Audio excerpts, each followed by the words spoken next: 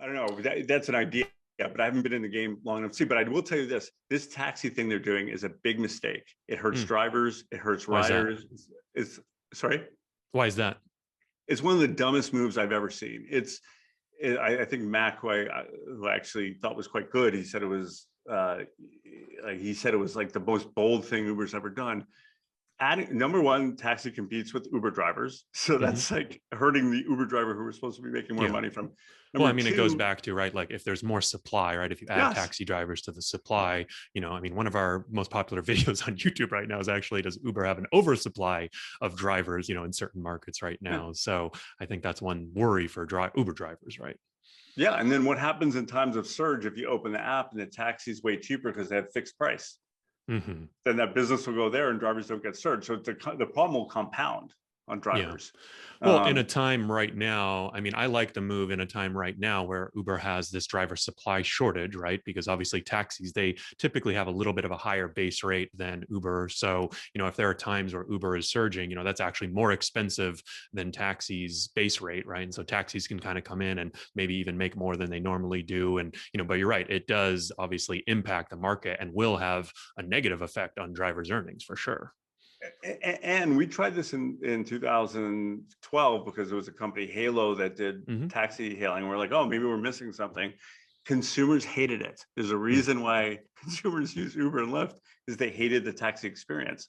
And the drivers who are doing, they're not bad people, but the system that's designed for them does not encourage them to be great at what Hmm. they do and act in an Uber-like way with ratings and all these things. So it might be a short-term fix, but it's a strategic error. And then if you do it in the countries that don't have true ride sharing, like Italy and all these other countries, you actually take the pressure off the politicians to actually consider and pass ride sharing legislation.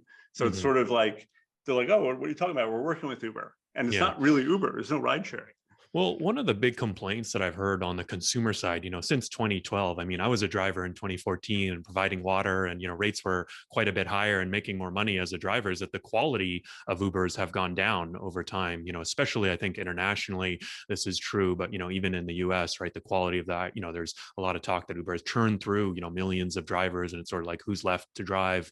And so I think that's one of the arguments, I've seen that basically people say the quality has gone down. So now, if I can get a ride from a taxi, but it's at a lower ETA or a lower price than Uber might be, right now, then that actually is a benefit. And I kind of actually agree with that. That like, I think really what I've seen is like 90% of people really want to get from A to B in sort of the fastest, most reliable, cheapest way. And as long as a lot of the other stuff is somewhat the same, I don't think they really will care if it's in a taxi or if it's in an Uber. What do you think?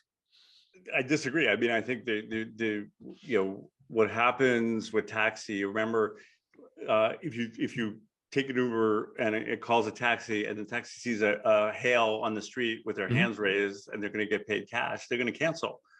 That's just what's happened. That's Yeah. why people hated the system.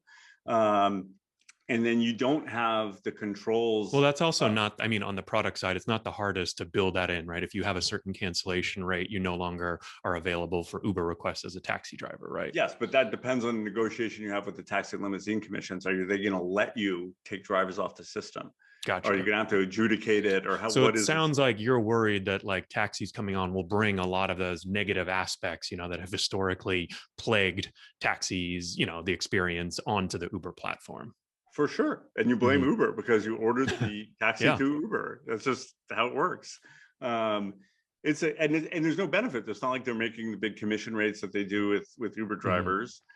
Um, it makes sense in no respect, in Mhm. my view. And frankly, the algorithm doesn't seem to be working well. Like in that, if you have a driver shortage, rates should go up and Yeah. drivers should make more. And in theory, that should get more drivers on the road and it comes to some balance. If you start doing artificial things like adding taxi in there, the whole pricing mechanism gets weird and squirrely.